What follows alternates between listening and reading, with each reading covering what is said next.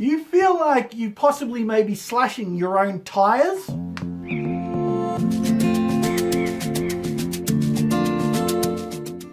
Welcome to this week's episode of Ask Jay. Thank you very much for joining us this week. As you remember, this is a two-part series. Last week we discussed self-sabotage in relationships, and we had Rob send in a question in regards to being in a relationship after about a year or so, and having a baby coming along. But he felt like he was sure he was sabotaging the relationship because things were going so well, and then he started doing things that wasn't working. So after a bit of discussion in our team meeting, we decided to make this a two-part series. If you didn't watch last week, you need to go back and watch the last episode, which was the 3 most common areas of self-sabotage within relationships. So what things you do that are self-sabotaging. And we did give a little bit at the end on tips on how to handle it. This week is more a breakdown of actually what to do to, make this a better situation now. So the 3 tips I'm about to give you are not something that you need to do in 6 months' time. You might do it for 6 months, but you can start doing them now, and they are things that will make a difference starting now. So to just briefly go over, self-sabotaging is not about you as a person, okay? Get that really sunk in. You are you. It doesn't make you a bad person. It just is a learned behavior from like maybe when you're a kid or when you're younger or somewhere, you've picked up this self-defense mechanism from past experiences, and it's just, you really need to realize that, don't beat yourself up on it because you probably didn't even know you're doing it. But now you might have an understanding of what you were doing, you can relearn. And what you've got to remember too, which I probably didn't discuss last week and I really want to get across this week, is how old are you? Now, I'm not being that in a judgment way, like how old do you think you are?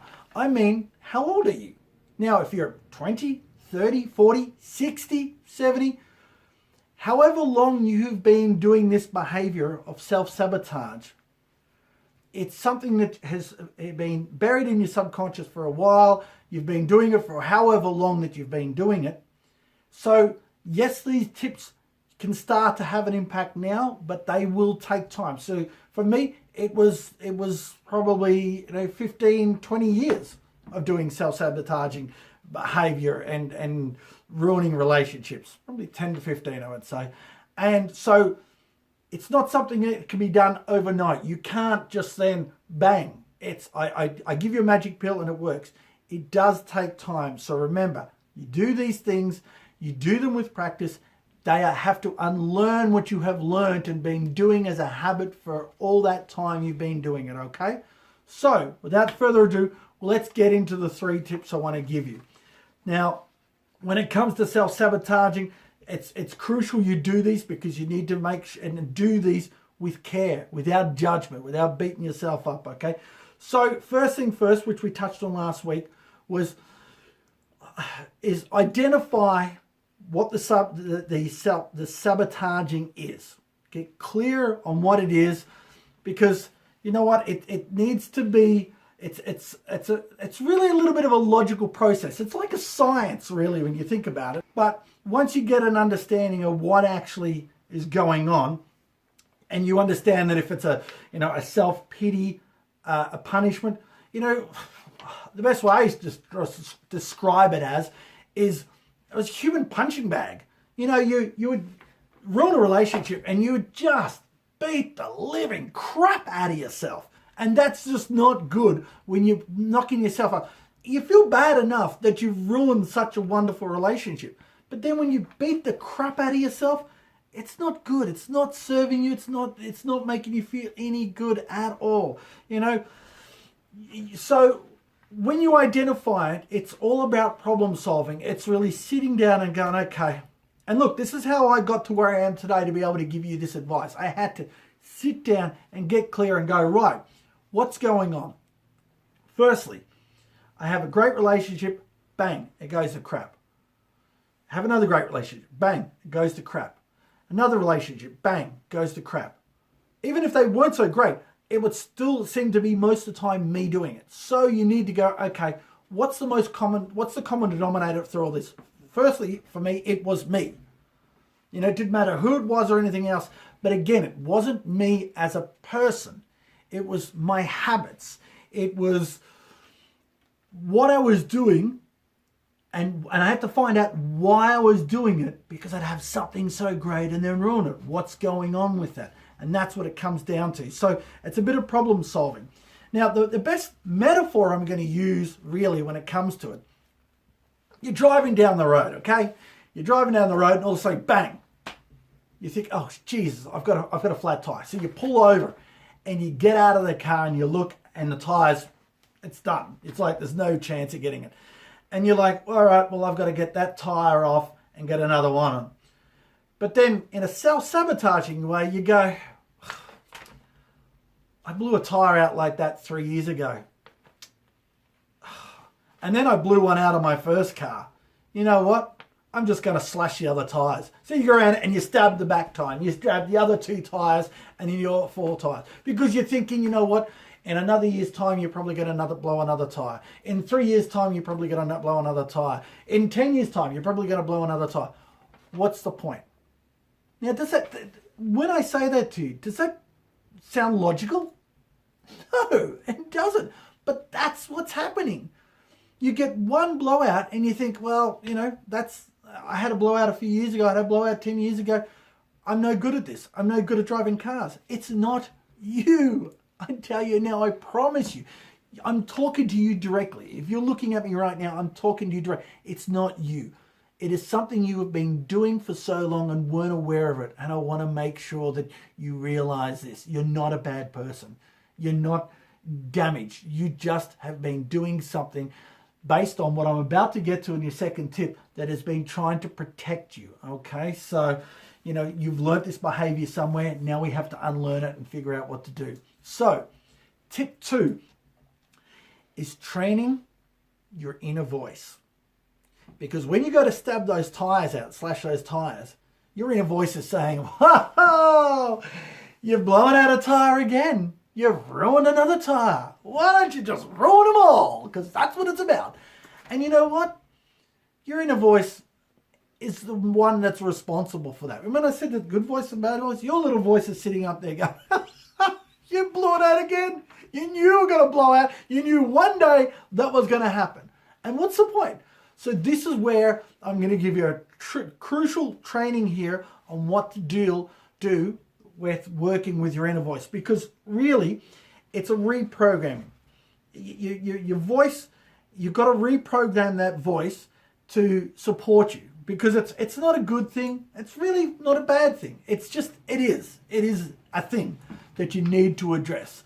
Because at times, the reason why it's there, as I said, is to protect you. So that's why when I say it's not a bad thing, because it's trying to do the right thing. It's trying to say, you know what, maybe you should, ruin this relationship because he is a bit of a douchebag, or she is being, real bitchy and making you feel crap. Or you're driving a crap car anyway, so you might as well slash your tires. So it is doing something. There is a judgment to it, but at the same time, it's trying to help you. But this is where I'm going to teach you what to do with your inner voice. So if you're interested in getting a copy of this, this is a formula that psychologist Angela Bradley had put together in her practice a few years ago that she uses with a lot of her clients, and it works wonders. We worked on it through our self-confidence course and everything else. So if you want a copy of this, in the comments, put I'm in, and I'll send you a direct copy of this via the format that you've connected to. Or if it's on YouTube, put your email in and I'll email it to you directly. So it's all about targeting your self-talk in just 2 minutes. All right. It's a 6-step process.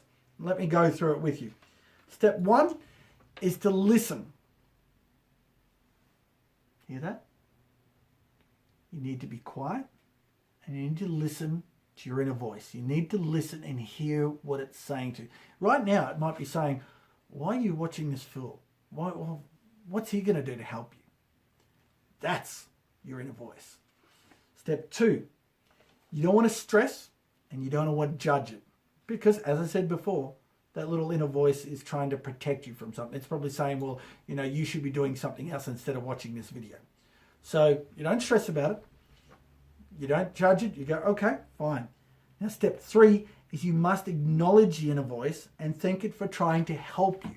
So you go, what I just said, you just sort of go, okay, yeah, I know I should be, doing some work, or I should be, getting ready for that thing that I'm supposed to be doing. But thank you. Look, I appreciate you being there and saying what you're saying. Okay? Don't give it a hard time. Just acknowledge it, because the more you don't acknowledge it, the louder it gets. And it gets in your head and gets over and over until you go, oh, shut up, or you give me a break. That's where you don't want to get. Okay? Step 4. You want to tell it you're trying something new now. So it's saying, why are you watching this? Or you're not good enough, or whatever else. You acknowledge it. You say, thank you for telling me I'm not good enough. And I know what you're trying to do. But you know what? Thanks. But you know what? I'm going to try something new today. I've watched this video, or I've learned a little way of doing it. I'm going to approach it in a better way. So thank you for being there. But I've got it covered now. Let me know how I'm going with this, okay? Step 5, you've got to give it a new script. As in, you need to tell it what you want it to say to you.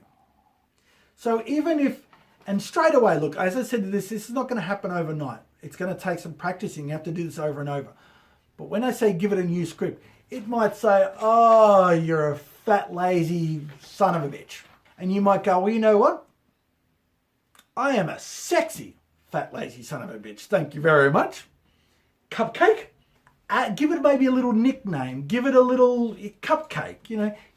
Tell it something that, start off small and give it little bits to improve. And then later on you'll go, when it says, you're being over analytic, you might go, well, you're being over analytic, cupcake. But you know where that's got you. And we know that you've told me that I'm going to try something new. So I'm going to try that new strategy. And you go from there.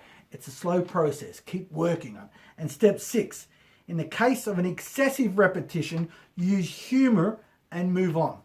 As in what I was saying before, if the inner voice is going over in its head, you're an idiot, you're an idiot, you're an idiot, you're an idiot. Have a humor. You're an idiot, you're an idiot. Oh, I'm an idiot. Maybe I'm a good idiot. Play with it. Because what happens is, once you start to, I suppose, maybe demoralize that little inner voice and have a laugh with it and just go, instead of going, oh, yeah, you're right. Yeah, you're right. I am useless. Yeah, you're right. I am stupid. Yeah, you are right. I'm ruining relationships. Have a bit of fun with it. Go, oh, I'm ruining it again, am I?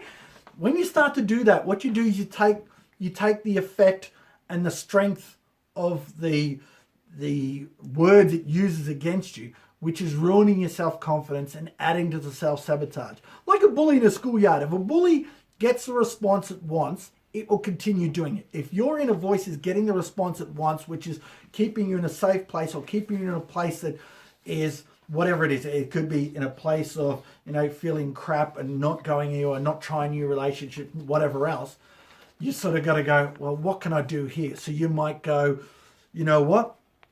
I'm gonna give it a different response. Ooh, play with it. So if you want to copy this, target yourself talk in just 2 minutes. I've got some little notes written on there, but you won't get that one. Type in the comments, I'm in, or put your email in and get it to me, and I'll email you a copy of this. And you've got to do it over and over again. So do that, and then have it somewhere near your bed or something where you can try it over and over and over again. So every time you're having a rough night, especially if you're sitting home at night on the couch and it starts happening, go get it, sit there, listen to it, don't judge it, acknowledge the inner voice and thank it for trying to help you. Tell it you're trying something new, give it that new script you want it to use, and in case of excessive repetition, use humor to move on. Okay, so that's step 2. I know it's a lot of detail, but let's get to it anyway. And step 3 is to strengthen your foundations, which really what is all this is about. Because, as I said before, you've grown up to whatever age you are right now. And, all big buildings, doesn't matter what buildings they are. They can be, the Empire State Building, they can be the Sydney Tower, they can be the Eiffel Tower, whatever. They would not stand where they are for as long as they are and as solid as they are without good, solid foundations. Now, everyone knows the Leaning Tower of Pisa. Now, what you may not know is I think it's about 10, 15, 20 years, they've had to try and stand that up a little bit. They've worked to straighten it back up a little. Now, the reason they do that is because the foundations aren't as solid as they'd like it to be, and it's starting to lean a little bit too much, and they don't want it to fall. Now, we have same foundations. And what self-sabotage and a lot of things that get into us, including our inner voice, is it's breaking down and chipping away at that foundation. Now, the only way to get that sorted is to go back to our foundations, go back to the basics and work on it. Now, that includes looking at a few different areas of your life. Now, a lot of this is self-confidence. And everyone goes, everyone's talking about self-confidence. Yeah, I know. But if you want to break it down better, a lot of psychologists will say that when it comes to depression, the first thing they like to tackle, Angela Bradley does this a lot, is she will address how your sleep is. Now, everyone goes, well, I could sleep on 4 hours sleep. I can sleep at 3 hours sleep. I'm a mum. I'm a dad. I've done that for years. I tell you now, that is the reason why you're feeling bad and your little inner voice is louder than ever. Because what happens when you go to sleep for a good period of time. You need at least the first 4 hours of deep sleep. That is the first start to get a good solid sleep. It's what they call the REM. They go through and really get deep into your sleep. And then you need the extra hours to then rest your body. Because each time you're resting and sleeping, your body is detoxing. It's detoxing all the stress hormones. It's clearing out all the clutter and useless information in your head. It's like a defrag on your computer. So all the built up useless rubbish, it's going, well, you don't need that, and it gets rid of it all, so you start the new day. So they will work on your sleep. If you're not getting enough sleep, you need to work out, even if it's 1 or 2 nights a week, working out your sleep, because it makes a big difference to a lot of things, including depression and other things as well, sort of thing. Your environment. Have a look at around you. Is your environment cluttered and everything? Maybe you need to have a bit of a cleanup and just declutter a little about everything. You need to look at your health. What are you putting into your body? Now, I'm having a confession here, and I don't even have said it to anyone close to me. I know because over the last 12, 18 months, I've lost 13, 14 kilos. And I did it through a nutritional program. And look, I don't understand what was in it that helped me lose the weight, but I lost the weight. Now, the good thing I do realize it now, though, is because I've lost the weight and I've cleaned out a lot of stuff out of my body, my energy levels improved. But what happens is when I go and have, a few odd cold bevies and a couple of scotches, some Coke with it and stuff like that, after a few days, it takes me longer to recover. Like if I go out and have drinks on a Saturday night or Friday night at home or whatever, it takes me to like Monday, Tuesday before my energy levels are back. Now, I'm not saying you're not allowed to drink alcohol. Do whatever you like, but you need to ask yourself, what am I putting in my body? Is it junk food? Is it soft drinks? Is it alcohol? Is it smoking? What is it that when I do it afterwards, I'm struggling with? I'm like, you go to eat something and you're like, oh man, all afternoon I just wanted to sleep because it's been sitting there. That you need to look at as well. They're just little things, but these all add up to build solid foundations of who you are. Your energy, sleep, confidence, all those. So you have a look through that. So anyway, let me go through. The 3 tips were, as I said before, identifying it without judgment, working out what is actually going on and where it come from, and working on that. 2, training and working with your inner voice. And as I said, we've got the target yourself talk, a 2-minute inner voice trick, that strategy that we can email to you. So if you want a copy, I'm in with your email address, I can send it to you. And also 3, strengthen those foundations. Get back to you, the real you. That might even involve, doing some exercise or dancing around the house. Go back into it and get back into what really makes you feel good about you. Okay? So, It's been a deep, detailed 2-part series. I hope this has helped you. The comments I'm getting, it's already starting helping people, so I'm hoping this one really takes it to that next level. Thank you very much for joining us this week, wherever you are. As always, we'll go back to answering another detailed question next week. And the other thing I forgot to mention too is when I said to you before about having a flat tire and you want to call roadside assist, sometimes you can't get that tire off. Sometimes you get 2 or 3 nuts off and you can't get it off. Who are you going to call? Ghostbusters! You call roadside assist, or you might have a friend who might be able to help you, but you call for help. If you're struggling with self-sabotage and your inner voice and stuff, and you want to call someone, I'm here. Call me, contact me, email or whatever. If not, your local psychologist, psychiatrist, anyone that can really just, can work with you to really get through this. Because I tell you now, once you get through it and stop the self-sabotage, oh man, it takes a load off your shoulders and you'll find someone really special that you're happy with and you love. And that's what it's all about, So again, I'm here for you if you need it. Thank you very much for watching. As always, don't forget, if you want a question answered yourself, email me at jay@jasonmayer.com. Thank you for watching. Don't forget to subscribe. Hit the subscribe button on this video, or if you're watching it on Facebook, get the notification. So when we do this, you're notified when the videos are up and you can come and check out the latest question to be answered. Again, thank you for watching wherever you are. Sorry it's long. Till next time, wherever you are. Good afternoon, good evening, or good night.